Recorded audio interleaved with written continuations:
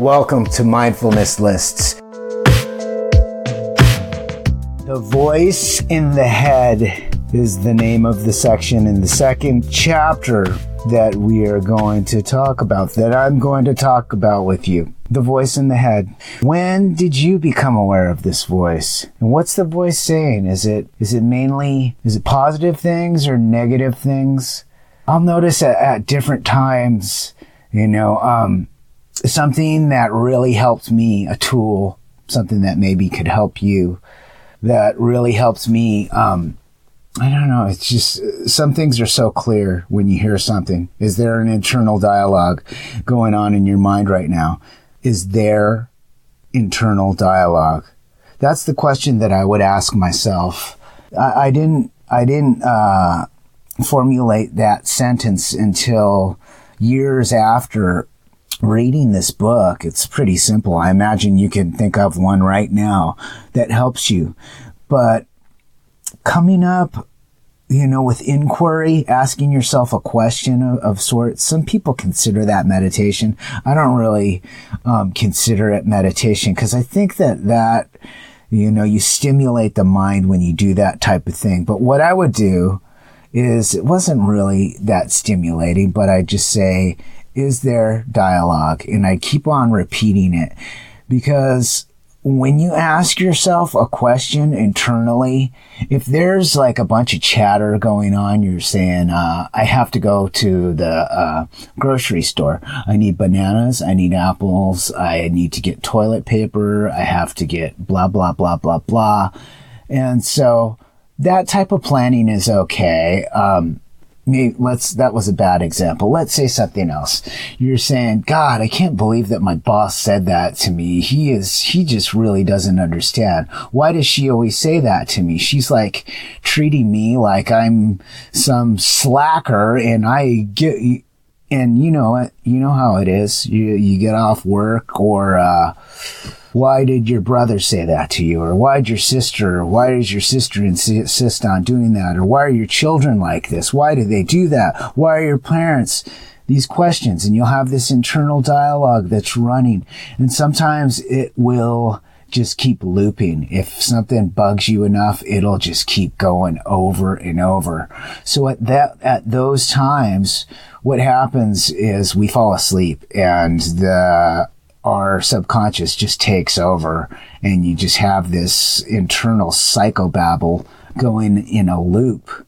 And basically, the reason why that happens is because something happens and we don't accept what happens, and we can't accept it. We can't just say, well, that's the way life is. That happened. You got fired, whatever. You got a flat tire.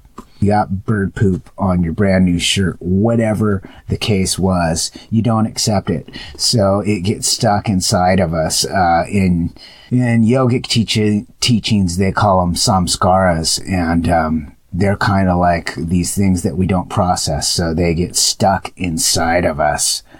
So that's part of what happens. The voice in the head starts chattering. Some people aren't aware of it. Some people are totally asleep, and, you could see them. A lot of times you'll see people talking.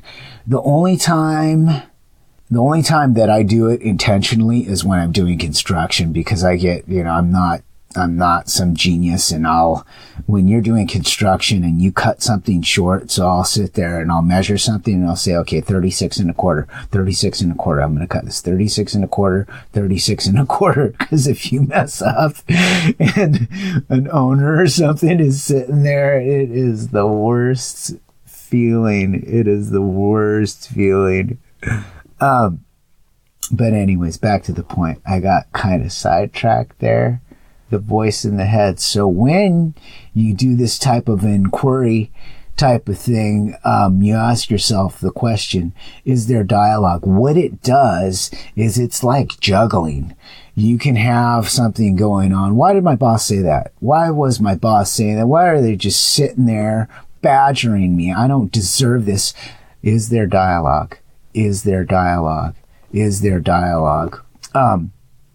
In the last book that I reviewed, which was called whatever it was called, I can't think of it. The Untethered Soul. Michael A. Singer said his way of waking up out of this psychobabble, or whatever you want to call it, you put your name here, was he would start saying in his internal voice, hello, hello, hello, hello. That's a pretty good one because it's simple. And you just repeat hello, hello, hello, hello. What it does is it's like juggling, and you just basically interrupt the stream of complaining, usually, or whatever questioning that's going on. Just jump right in there and just interrupt. I'm sitting here going, God, my boss is such a dick. And I'm going to jump in there.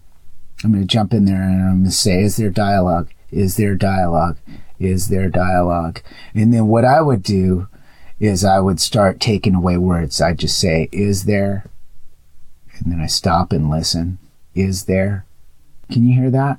Listen. That's the sound of consciousness. When you stop and listen and there's nothing to hear, that's enlightenment right there. You're there. That's nothing. It's something to be found. It's not something to be acquired. You don't need to do anything. You're already enlightened. You just have to be aware constantly. You have to wake up, and stay awake. Don't get lost in the voice in the head. Don't get lost. And the voice in the head, it doesn't stop, is the thing about it. If you meditate, what you'll realize is you could have an awesome meditation session. You could sit there. I do 20 minutes a day usually. What happens is I do 20 minutes in the morning. It sets me straight. And then when I try to do it at night, I just fall asleep. So usually at night, I will just listen to whatever, Eckhart Tolle or different audio books, or I like to listen to things that help you sleep, positive self-affirmations, hypnotic tones, those whatever they're called. I forget the names of them, but the ones that are hypnotic, they play certain frequencies in your ears and they hypnotize you. They put you in a certain type of brain state. That's cool stuff that I like to listen to. But back to the point. When I meditate, I just totally forgot what I was going to say. So I'm just going to let it go. What was I saying? Oh, it's kind of good. That's the opposite effect of what we're talking about right now. What I call this thing that just happened right there, that you guys just experienced, and you're like, dude, you are nuts. It's actually kind of cool. It's what I call vujade. It's not deja vu, but it's vujade. It's the feeling of never having been there before. Deja vu, you've been there before, but this is a place, this is brand new. It was so brand new that I was just completely lost, at a loss for words. It's the opposite of psychobabble. That's pretty awesome that went down. But when you do get lost, and when you do get lost in your thoughts, it's just okay. Oh, that's what I was talking about. What I was talking about is when you meditate, you have a good meditation, and then you come back, what you will realize, I'm so glad that I got it back there, because I was trying to make a point, and I lost my point, and I started going in a circle. What you'll realize is that you have a great meditation, and it's completely silent, and you're all blissed out, and you stop meditating, and that voice will come right back. And you could meditate for 10 days, and then you stop meditating, the voice will come right back. And the only thing that you need to do is you just need to be aware of that voice. You don't need to stop it, but you constantly need to be aware of it, and be aware that you are the awareness of the voice. You're not the voice that's complaining. You're not the voice that's happy. You're not the voice that's sad. You're not the voice that's confused. You're the awareness of this voice that's constantly changing and telling a little happy story, or a sad story, or a confused story, or a whatever, neglected story, or a victim story, or a victorious story, whatever those stories are. Just be the awareness of it. There's the voice in the head, and then there's the awareness of the voice in the head. And that's the section called The Voice in the Head, dude. All right. I'll see you next time. Adios. Eventually, time is an angel or devil, best friend. be.